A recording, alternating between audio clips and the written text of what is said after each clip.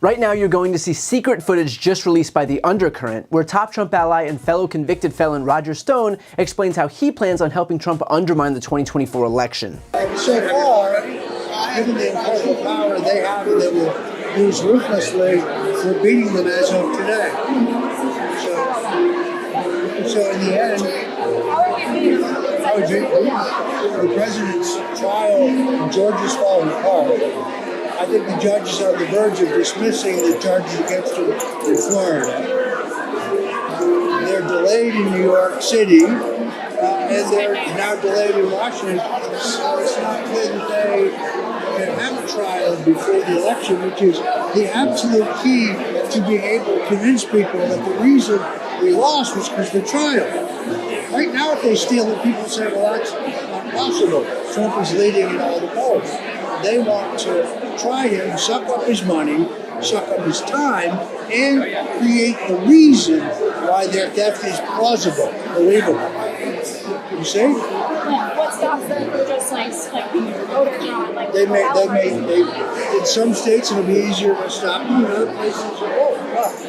But at least this time, when they do it, you have a lawyer and a judge whose home phone number standing by so you can stop him.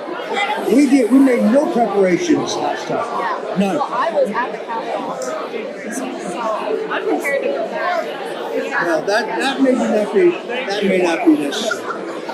There are technical and legal steps that we have to take to try to have a more honest election. We're not there yet, but there are things that can be done. Now, two things stuck out at me here. First, that they allegedly have a lawyer and judge's home phone number standing by who's willing to humor their inevitable claims of fraud, and so that person can, quote, stop it. He even says, we made no preparations last time, which suggests that this time they have made preparations, which apparently include having a judge in their pockets who will do their bidding for them. And so when votes get counted in urban areas that inevitably break in Biden's favor, and then Republican operatives inevitably cry foul, because clearly any vote not for Donald Trump must be fraudulent, this time they'll have hand-picked judges in the wings waiting to validate their temper tantrums. If that isn't a 5-alarm fire for democracy, nothing is. Stone also brings up another point. The judge is on the verge of dismissing the charges against Trump in Florida. Now, in fairness, I don't know if this claim is conjecture or whether Roger Stone or other Trump allies have some inside track into Judge Cannon's thinking here, but regardless, it is clear that Cannon is overtly, aggressively hostile to Jack Smith, who is prosecuting Donald Trump in the Florida case, and has basically served as Trump's most effective defense counsel during this trial. She was already rebuked by the 11th Circuit Court of Appeals for interfering on Trump's behalf. She's already attempted to give the jury bogus instructions based on Trump's erroneous interpretation of the Presidential Records Act. She already refused to actually bring this case to trial, even ignoring Trump's own request for an August 12th trial date. And most recently, after Trump's lies about FBI agents executing the search warrants put their lives in danger, and Jack Smith requested a gag order against Trump, Cannon threatened to sanction not Donald Trump, but Jack Smith. If Aileen Cannon was any more in the tank for Trump, she would show up to court in a MAGA hat. And so the fact that Roger Stone would come out and say that Judge Cannon is about to throw out the case by dismissing the charges may certainly be hearsay, but it 100% checks out, and is yet another proof point of the glaring corruption that we're contending with right now, as a pro-Trump judge who was appointed by the defendant is presiding over what should be an open and shut case, and instead of holding him to account, she is instead handing him the gift of delay that he is so desperately seeking. The whole thing is a travesty of justice, and if Stone is to be believed, then it's only going to get worse. Stone also points out the delay in the trial in D.C. That trial's been delayed as the Supreme Court has taken up this insane notion that a president has immunity to commit criminal acts with impunity. To be 1000% clear, that is absolute nonsense. A president has civil immunity, but not criminal immunity. You cannot murder someone, for example, while you're in office, and then hide behind your oath to get out of it, just as you can't incite an insurrection in clear violation of the Constitution, or block the electoral certification in clear violation of the Constitution, or refuse to abide by the peaceful transfer of power in clear violation of the Constitution, and then point to the fact that you are president as a way to absolve yourself. That is quite literally what differentiated the US from the monarchy that we left in the late 1700s. We adopted a system where no one, no, not even the president, is above the law. The fact then that the Supreme Court opted to even take up this case after it was properly adjudicated by Judge Chutkan in DC and the appeals court is a travesty of justice and a testament to the fact that the judicial rot in this country pervades the entirety of the court system, from rotten judges like Aileen Cannon all the way up to avowed partisan hacks like Clarence Thomas and Samuel Alito at the Supreme Court.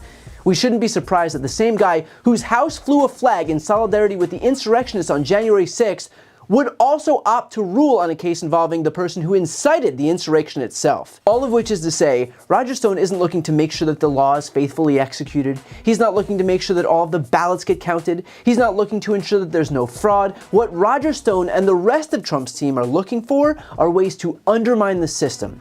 We know that they have judges, we know that they have attorneys, we know that they have their armies of white supremacists and MAGA militants looking to intimidate voters, we know that they have the media ready and waiting to elevate their bogus claims of fraud. What they've created is a coordinated machine to, as Mark Elias says, make it harder to vote and easier to cheat. And this undercover video is a testament to exactly that. But look, the point here is not to leave you feeling despairing. Remember, Republicans want you to despair. They want you to feel like you have no agency. They want you to throw up your hands and give up because that gives them the advantage. Our best defense is a recognition of our agency and a willingness to show up and vote in numbers too big to rig. Is it a sad commentary on society today that we have to deliver a massive repudiation to Republicans just to prevent their efforts to inevitably undermine the results? Absolutely. But that's the sad reality of the world today, and given that that's our reality, as sad as it is, we have to be ready to do what's necessary to protect our system of government, which is to say nothing of voting rights and abortion rights and contraception and IVF and the climate and our health care and a fair tax system and a living wage and common sense gun regulations and so much more, but it all starts with democracy. We can't accomplish any of what we need to accomplish if we lose control of government and consequently our grasp on democracy itself. Trump has already promised to undermine the Constitution. He's already promised to become a dictator. We ignored these warnings at our own peril. So at this point, we have to organize like everything is on the line because it is. We have to donate to candidates so they can build out field offices, and we have to do that early. We have to volunteer to become poll workers. We have to organize our circles of people to ensure that low propensity voters show up to vote for Democrats up and down the ballot. When you look back at this pivotal moment, when democracy was on the line, you should be able to say that you did everything you could, that you left it all out on the field. I'm not asking everyone to do everything, but I am asking everyone to do something. Because it's not up to the courts to save us, it's not up to attorneys or prosecutors or elected officials, this one's on us. We know who we're going up against and what they're capable of, so our job is to be ready to fight back and send a message to Republicans once and for all that in the battle for democracy, we are going to win every single time. I've got a really exciting announcement. I've written a book. It's called Shameless. This book explores how Republicans have exploited their historical branding while attacking our democracy, how the media has proven itself a willful participant, and how Democrats can learn from this to rebalance the political scales and save our democracy. It has been a lifelong dream of mine to write my own book, and so I'd like to ask you to pre-order it by clicking the link right here on the screen. And if you buy within this pre-order period, your book is going to come with a signed nameplate. As you know, I've never had a single sponsor on my channel. I don't ask for money or anything like that, but if you're looking for a way to support me, this is hands down the best way to do it.